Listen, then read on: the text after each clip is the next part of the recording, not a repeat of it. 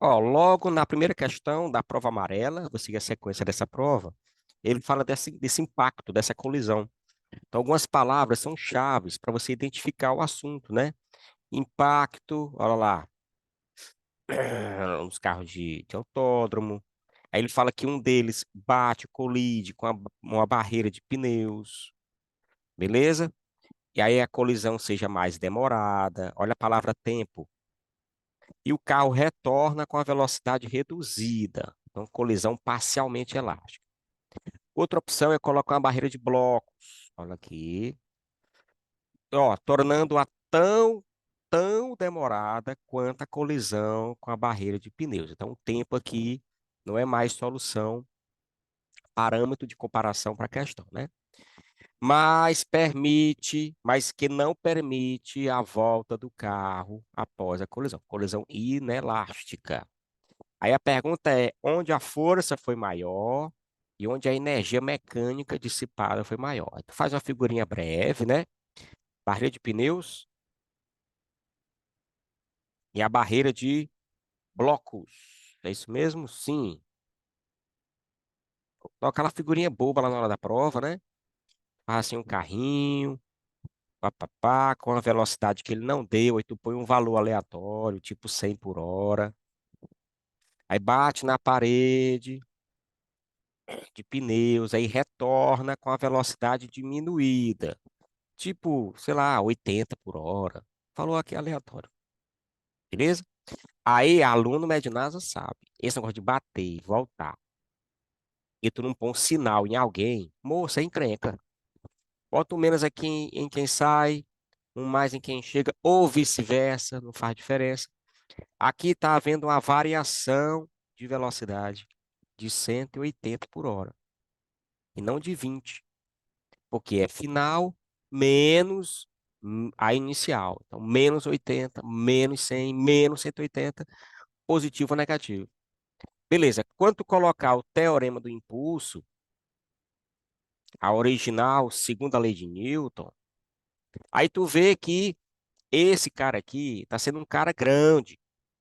Então, se a variação de velocidade é grande, a força está sendo gigantesca. Então, a força que passa aos ocupantes do veículo na colisão com pneus é grande. Isso é certo.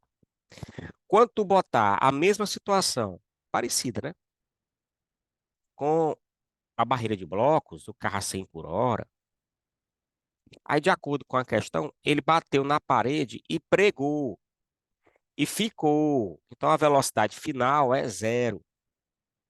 Nota que a variação de velocidade está dando 100 por hora, menos 100.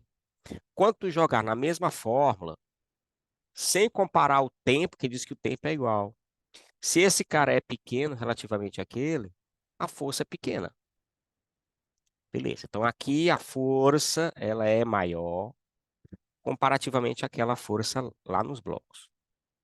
Beleza. Agora a energia é mais fácil. Minha gente, a energia analisada aí é a energia de movimento, a energia cinética. Ó, veja que aqui eu estou tendo 100 por hora e vou a 80 por hora. Então está havendo uma queda da energia cinética, mas não é uma queda tão expressiva. Já aqui a velocidade era de 100, passou a zero. Houve uma queda abrupta da energia cinética, uma queda bem mais acentuada da energia cinética. Então aqui a energia não cai tanto assim, e aqui a energia cai bastante. Aqui tem muita queda energética e aqui tem pouca queda energética, tá? A letra A. A força é maior na colisão de barreira de pneus. É, realmente a força é maior. E a energia dissipada, no entanto, é maior na colisão com a barreira de blocos. Verdade. Eu tenho uma queda muito mais acentuada de energia na barreira de blocos. Então, a primeira, letra A, tá? É isso. Tamo junto, bebê.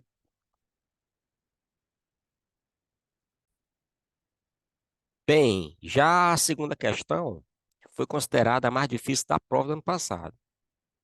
É a segunda da prova amarela, né?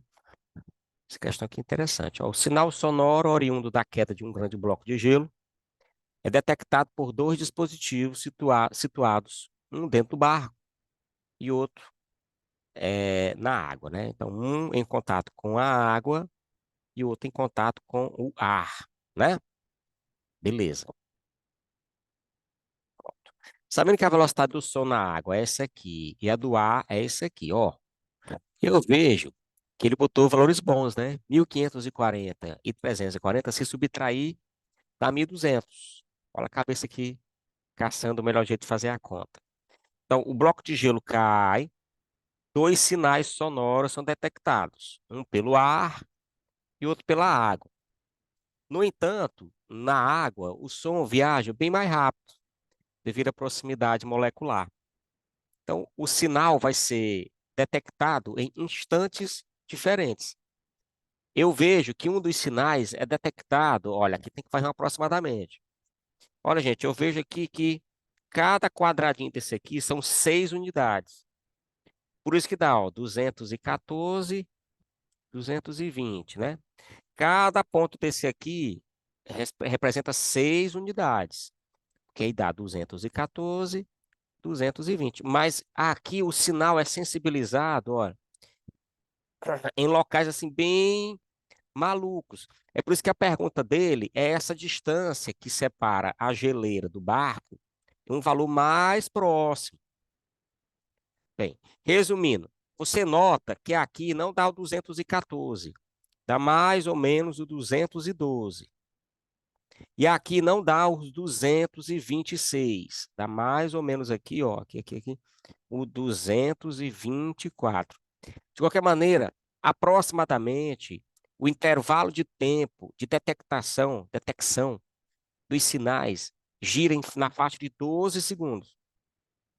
Então, um sinal chegou pelo ar, mais devagar, e o outro pela água, mais rápido. E essa diferença, essa defasagem, foi cerca de 12 segundos. Então, ó, o tempo que demora para o sinal chegar no ar, o tempo que demora para o sinal chegar na água, deu 12 segundos. Lembrando, gente, que tempo é a distância sobre a velocidade. Aqui do som no ar, do som na água.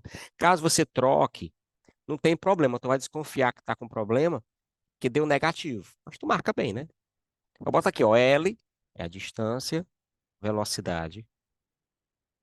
L é a distância, velocidade, igual a 12. Aqui, quando você tiver com dúvida, bebê, em como tirar MMC, faça só assim, ó, fazendo rápido para a conta ser feita no Enem, né? 1540 menos 340 dá 1200. L. E todo mundo passa para lá multiplicando 12. Menina, aqui não tem dessa não. Nerd, médio, nasa, bebê. Olha os zeros cancelados, ó. Olha os zeros cancelados. Olha o 12 cancelado. Então a resposta é só 34 vezes 154. Aí tu pensa, senhor, se ser esse 30, né? Não, porque se ser esse 30 e 150, aí daria 1.000, nada, daria 4.500, né? Mas tu pensa, rapaz, mas também se cesse 40 e se cesse 160, dava 6.400. Então, minha resposta vai oscilar entre 4.500 e 6.400. Aí eu vejo lá como é que tá a alternativa e só tem uma nesse intervalo. Aí tu, dá 5.240 metros. Mas é bom usar o ACC. Tamo junto, bebê. Ó, essa daqui bem tranquila. Bem tranquila, vírgula, né? Tem suas pegadinhas e tal, mas nada demais. Olha lá. Em 2002, um mecânico da cidade mineira de Uberaba, Minas Gerais, teve uma ideia para economizar o consumo de energia elétrica. Para isso, ele utilizou garrafas PET com água e cloro. O cloro, gente, é para evitar, com o passar do tempo, de surgir algas aqui e a garrafa fique escurecida. Beleza. Cada garrafa foi fixada ao telhado em sua casa por um buraco, cujo diâmetro é igual ao da garrafa, que é muito maior que o comprimento de onda da luz. Olha, então não é difração. Para que aconteça a difração, é preciso que o comprimento, que e o tamanho do obstáculo, da fenda, seja aproximadamente a mesma ordem de grandeza do comprimento de onda da onda que vai contornar o obstáculo, a fenda, o buraco. Então, não é difração. Nos últimos 2 anos, sua ideia, papapá, ele pergunta qual o fenômeno óptico que explica o fenômeno da luz engarrafada. A absorção, gente, tem a ver com a cor do corpo, ou a temperatura do corpo. A polarização é uma organização de onda, uma onda desorganizada, transversal, que vai se organizar, que vai se filtrar. Não é polarização. Reflexão quer dizer continuar no meio. E aqui ele está passando de fora para dentro da casa, continuando no ar, né? Então não é.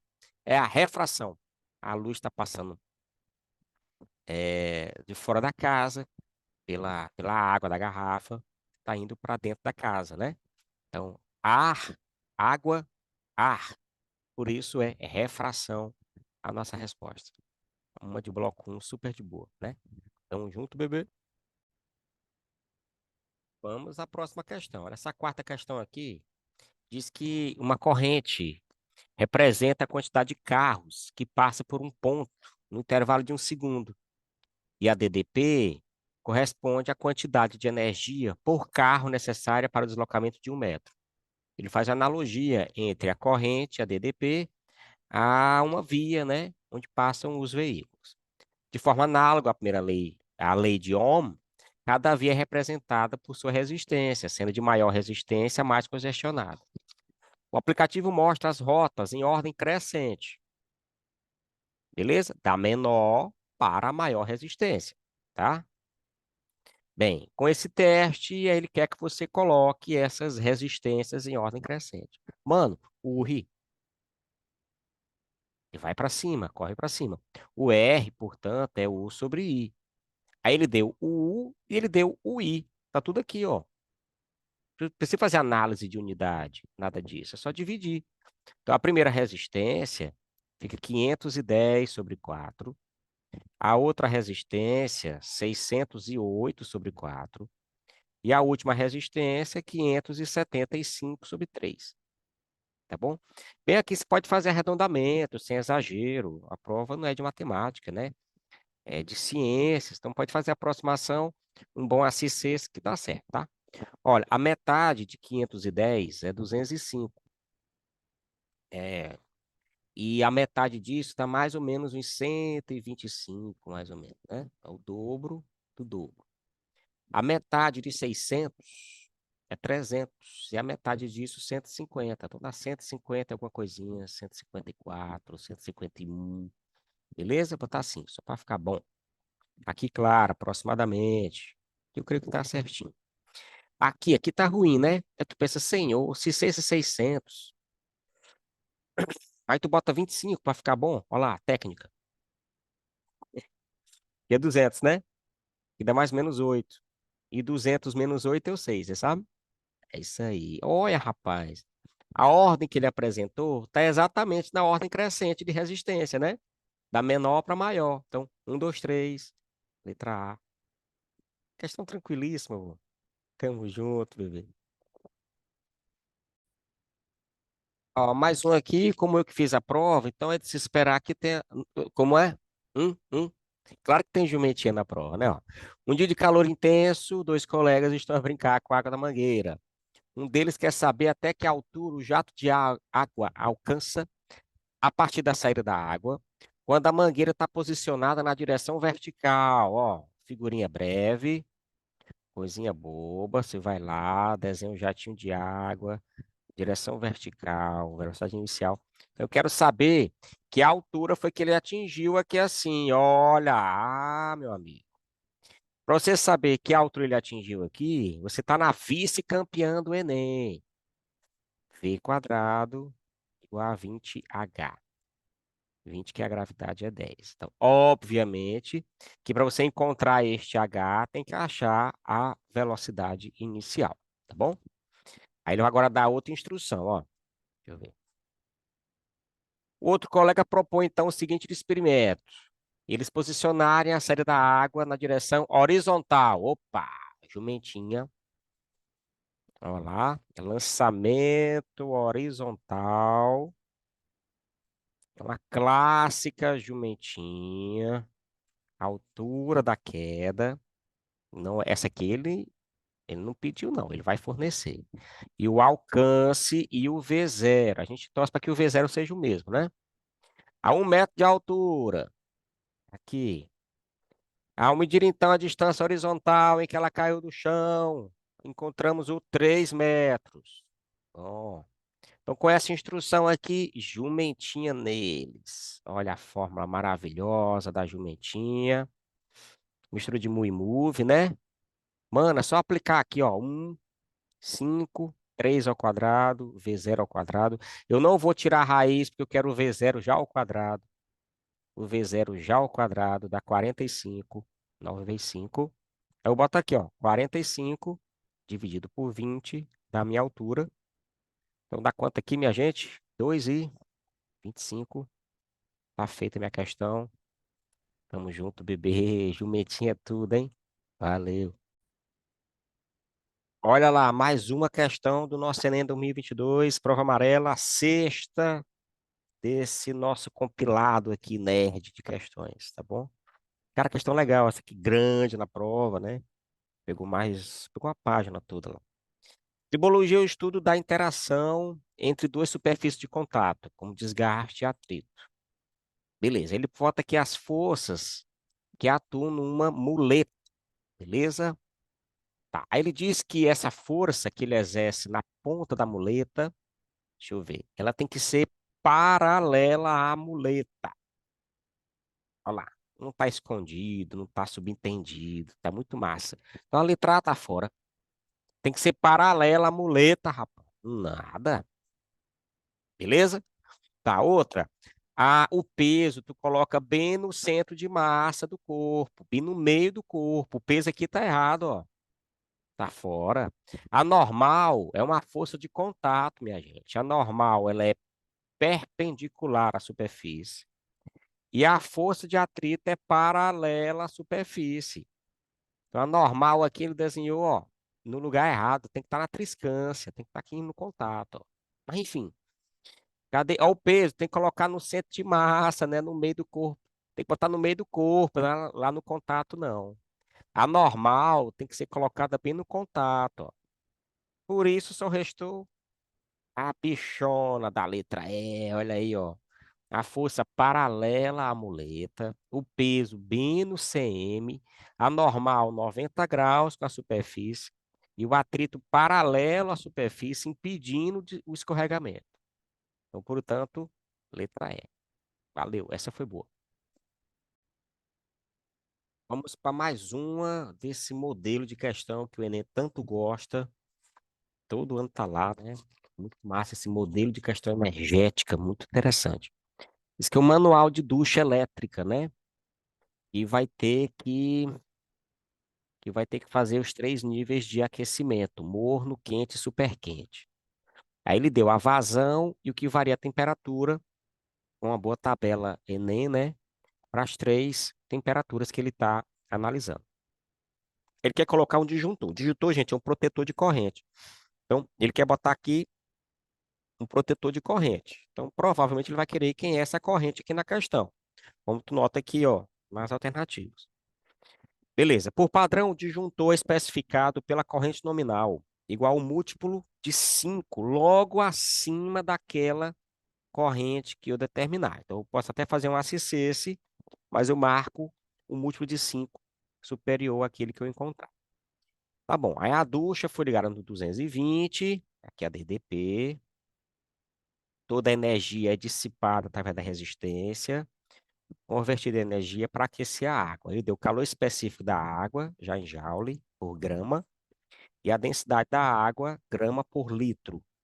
O disjuntor vale, minha gente, a campeã do Enem, ó, potência é a energia sobre o tempo, né, energia usada para aquecer, e massa é dV, densidade vezes volume. Beleza? Então a potência, que é o π, amperagem vezes a voltagem, é igual, ó, volume sobre tempo é vazão. Então vai ficar calor específico, densidade, né? Calor específico, vazão, temperatura, foram os 2 termos que ele botou aqui. O disjuntor deve proteger qualquer tipo de passagem de corrente. Então, eu vou escolher aqui, aqui tem maior temperatura, beleza? Qual que eu vou escolher? Tanto faz. Você vê que 30 vezes 3 e 15 vezes 6 dá o mesmo valor, né? Dá 90. Então, não faz diferença tu escolher o 30 ou o 15 se botar a vazão correta, tá? O que que importa? Que eu não vou olhar para morno e quente, vou olhar para o super quente, que é onde passa a maior corrente que eu devo proteger. Vamos lá para os valores. O I, o 220, a densidade, tudo bonitinho, ó. Calor específico, já está em grama ambos. A vazão e a temperatura. Vazão 3, temperatura 30, detalhe, minuto no bode. Tem que ser segundos, aí tu divide por 60 para passar litro por minuto para litro por segundo. Então, segue a conta. Vamos para ela? Sem exagero, né? Aqui tá bem bom de marcar, ó. Deixa eu ver. O zero com zero. Deixa eu ver aqui mais. Deixa eu ver aqui mais. Ó, um zero com uma vírgula. Mais um zero com outro zero. Aí tu pensa, senhor, se aqui, se aqui ser esse 44, aí botaria aqui 2. Mas não é 44, é 42. Então aqui não dá 2. Dá quais 2? Eu vou encontrar a resposta um pouco maior do que a verdadeira, tá? Deixa eu ver aqui, ó, 2 vezes 3, aí tu 6. Já ficou muito poluído? Nada, rapaz, ficou com a resposta. 10 vezes 3, 30. Mas tu bem sabe que não dá 30, dá tipo uns 28. Como ele quer o múltiplo superior, múltiplo de 5, vai logo no 30, já foi. Se eu tivesse 35, eu ia detalhar mais a conta. Tem 30, tá bom demais. Assim, se essa é vida. É a prova todinha assim. Enche, enche. Mais uma do Enem 2022. Agora uma de buraco negro, para variar, um assunto que está sendo bem recorrente no Enem, né? É um corpo celeste que possui uma grande quantidade de matéria concentrada em uma pequena região do espaço, de modo que sua força gravitacional é tão grande que qualquer partícula fica aprisionada em sua superfície, inclusive a luz. É uma região de densidade, gravidade infinitas, né? O raio dessa região caracteriza uma superfície limite, chamada de horizonte de eventos, do qual a velocidade de escape é a própria velocidade da luz.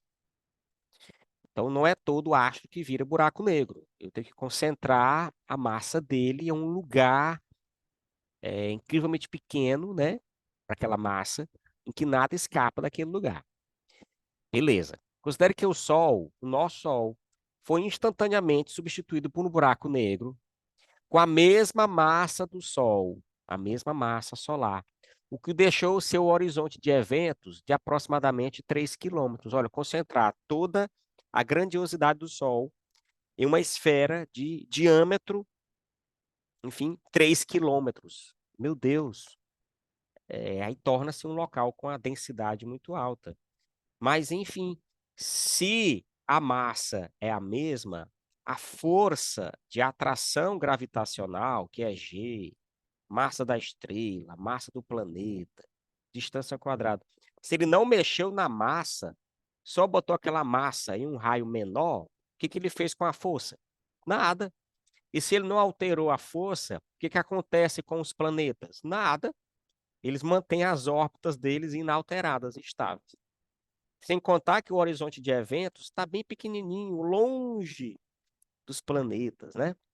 Terra está distante do Sol 150 milhões de quilômetros. O que que tem a ver esses 3 quilômetros aí? Então, enfim, ele não mexeu na massa, não mexeu na massa, não mexeu na força, tá? Por isso, letra E. Tamo junto. Fui. Vamos a outra, uma agora de magnetismo, ó. Deixa eu ver. A presença do campo magnético foi verificada ao aproximar a bússola de um fio. A figura ilustra um fio percorrido por uma corrente, beleza, com sentido para cima. Os pontos A, B e C estão no plano transversal e aqui distantes do fio. Tá bom, em cada ponto foi colocada uma bússola, ó. Considerando apenas o campo magnético, sem considerar o campo magnético terrestre, só o do fio, determine a posição da bússola, né? Em cada ponto desse. Cara, muito fácil, ó. Regra da mão direita, regra do tchauzinho, dá tchauzinho, bebê. Regra número um, né? A número 2 tem a força que sai da palma, aumenta na palma. É só a regra número um. Esse cara aqui são os campos. É o campo, as linhas de indução. Esse aqui é o fio, é onde está a corrente. Ó, tu bota assim, ó, corrente para cima, como tá aqui. E os dedões dá um abraço no fio, né? É a regra do envolver. Então, dá um abraço no fio. Então, o campo magnético vai ser no sentido anti-horário, né? Então, ele vai ser aqui, ó, no ponto A, tangente ao ponto analisado, ó. Ponto B, no ponto C. E a bússola, o Polo Norte, essa região aqui pintadinha, ela acompanha o campo magnético. Então, você procura a bússola colocada de tal maneira que fica com essa região pintada acompanhando essa região que eu desenhei, tá? Então, não é não tá tangente. Ó, aqui tá tangente acompanhando, ó. Acompanhando. Aqui também tá desorganizado. Aqui tá no sentido contrário, só se tivesse a corrente para baixo. Essa aqui também não tá tangente, tá? Então, seria D ou E. Tu ia marcar se a corrente estivesse no fio para baixo. Então, D de dado, questão tranquilíssima, né? Da regra da mão direita. É isso aí. Fui. Olha essa daqui, bebê, de associação de baterias, né? Associação de geradores. Antes de ler aqui a questão, isso aqui é a famosa associação em série, né? A letra, a letra A aqui é uma associação em série. É assim, ó. Sim, ó. Associação em série. Pronto. Beleza. Essa daqui, como é que a corrente vai entrar no positivo e sair no positivo, menino? Ó, essa daqui é a associação em paralelo. Essa figura aqui, essa mesminha aqui, ó. Como se eu tivesse uma bateria aqui em cima, assim, um negativo aqui, positivo lá, ó. E aqui também, ó. Veja que ligou uma bateria do menos com menos e no mais com mais, ó. Aqui é a associação em paralelo, a letra C. A letra D é que nem a B de bola. Como é que sai no menos e entra no menos?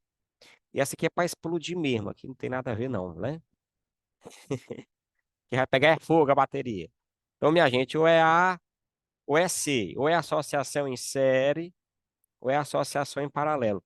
Lembrando que na associação de geradores em série eu mantenho a DTP, eu mantenho a FEM. Desculpa, eu somo as FENs, né? Eu somo. E na associação em paralelo eu mantenho a FEM. A FEM ela se mantém constante, tá? Deixa eu ver aqui. Ele diz que tem aqui uns caras de corrente, uma tabela o que cada corrente faz com o corpo humano. A corrente elétrica vai percorrer, depende da tensão, da resistência média do corpo. Esse valor de resistência está associado à pele seca ou à pele molhada. A pele seca, o valor, e a pele molhada, o valor. Como ele botou aqui em quilo-ohms, a resposta da tabela está em miliampere. Tá tudo bem. Beleza. A bateria vai ser de 12. Então, gente, em série vai ficar 12 com 12, 24. E em paralelo ele vai manter, né? Tá os 12. Beleza, olha a pele molhada. Então, vou calcular aqui essa corrente, né? O URI, beleza? A corrente na associação em série vai ficar 24 sobre a resistência da pele molhada, que é 1, que vai dar 24 miliampere, beleza? Já a corrente que passa na associação em paralelo é 12 sobre 1, que vai dar 12 miliampere, beleza? Aí ele disse aqui na questão, deixa eu ver, que na pele molhada, cadê? Tá bom. Sofreu uma parada respiratória. Vou lá para a tabela, procurar parada respiratória, achei. A corrente que causa isso está entre 20 e 100 miliampere. Então não é essa daqui. É essa daqui que está entre 20 e 100. Eu vou precisar, portanto, de uma associação de baterias em série, né? Ó, em série, letra A. Massa, questão muito bem bolada, muito bem feita, viu? Tamo junto, bebê. É isso aí. Fui. Mais uma de energia, energia. Em 2017 foi inaugurado no estado da Bahia o Parque Solar Lapa, composto por duas usinas e capaz de gerar 300 gigawatt-hora de energia por ano. 300 gigas de energia por ano, veja só. Considere que cada usina apresente a potência de 75, mas no total, 100. O que é interessante é que ele dá 75 para cada uma e diz que o total é de 150 megawatts de potência instalada, né, útil. Então, pode seguir, a frase está muito boa, não está te enrolando, não. Ó, gente, irradiância solar, irradiância, pode aí, é a potência sobre a área. Ele diz que vale 150, não, 1.500, né? Watts por metro quadrado. Beleza. Só que a eficiência é só de 20%. Então, isso aqui só de 20%. Beleza. A potência é a de 150 megawatts, porque ele quer a potência, a área total dos painéis em todo o Parque Solar da Lapa. Beleza? Então, é de 150 mega, né? Mega 10 a 6. Por uma área a descobrir, que ele está perguntando aqui. Tá? Vamos para a conta? Super de boa a questão, ó. Não tem nada escondido. 150 com 150. Fiz assim o cancelamento. Deixa eu ver, 0 com essa vírgula aqui. O A e o 2 troca de lugar.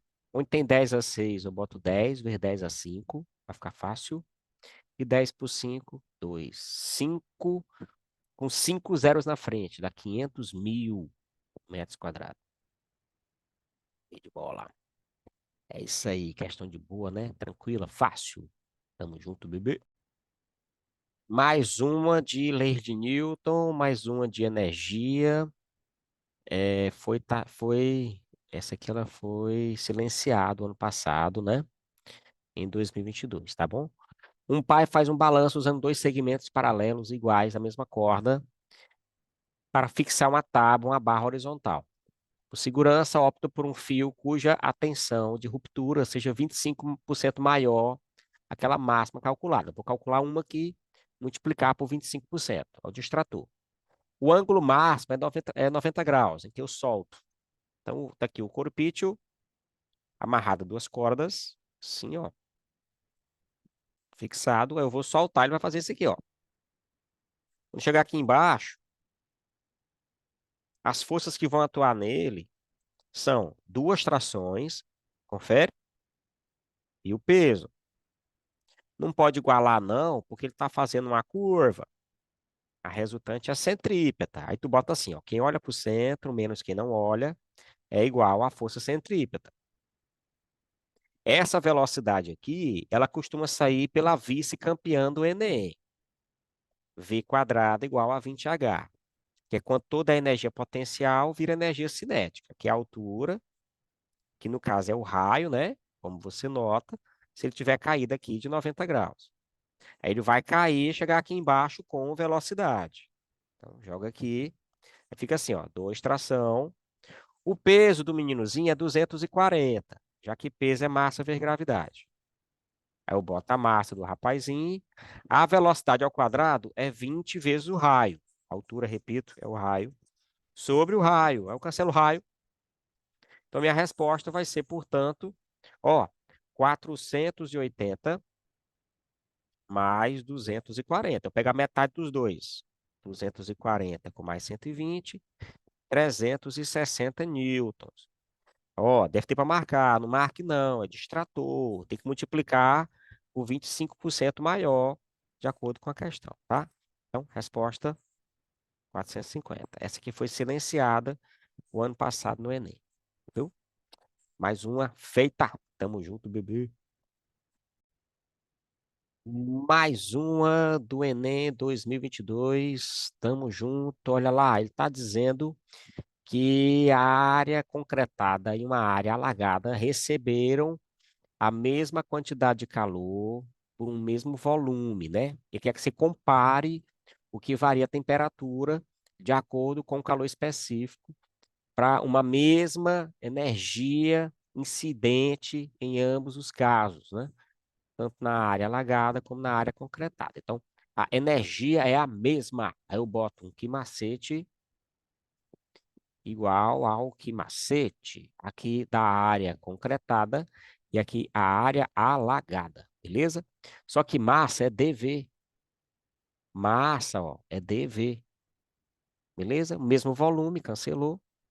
Agora bota aqui as instruções. Eu tenho tanto a densidade como o calor específico da água, densidade e o Czinho do concreto. Aí eu boto aqui, ó, 2.500 concreto, calor específico 0,8, que varia a temperatura do concreto.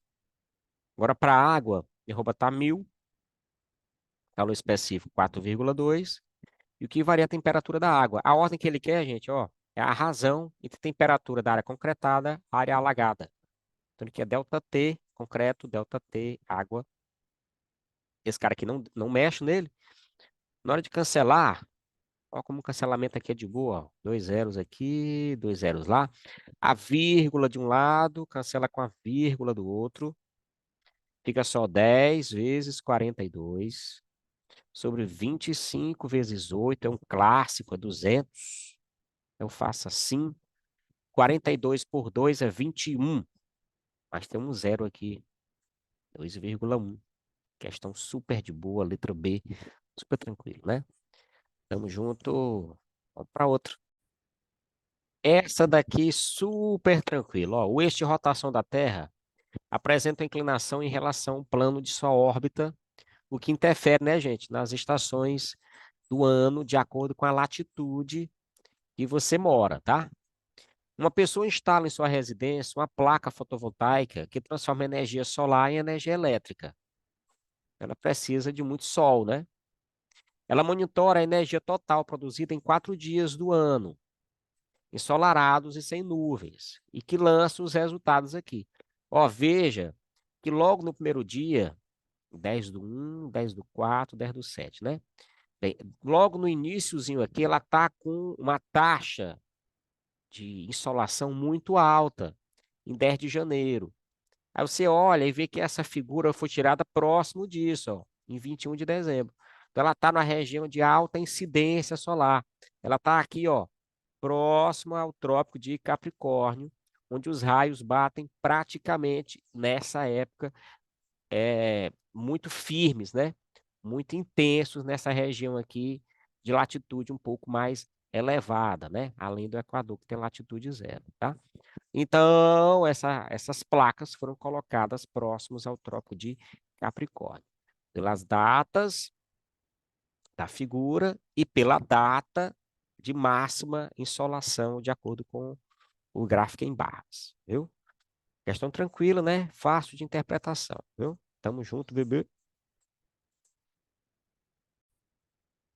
E vamos aqui a nossa última questão, também foi silenciada, tá danado. A terceira silenciada da prova de física. Uma lanterna funciona com 3 pilhas de resistência igual a 0,5 cada, ligadas em série. Quando dispostas corretamente, elas devem acender a lâmpada incandescente de especificações indicadas. Ó, com a potência e com a DDP, tu consegue achar a resistência. Potência é o quadrado sobre R, beleza? Eu boto 4,5, 4,5 ao quadrado sobre R, e acho a resistência da lâmpada, dando 4,5 ohms. Quando você cancelar aqui um dos 4,5, né? Pronto. Cada pilha tem, na posição correta, gera uma FEM de 1,5 volt.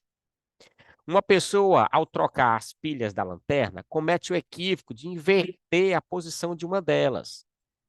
Aí tu faz aquela figurinha breve, ó.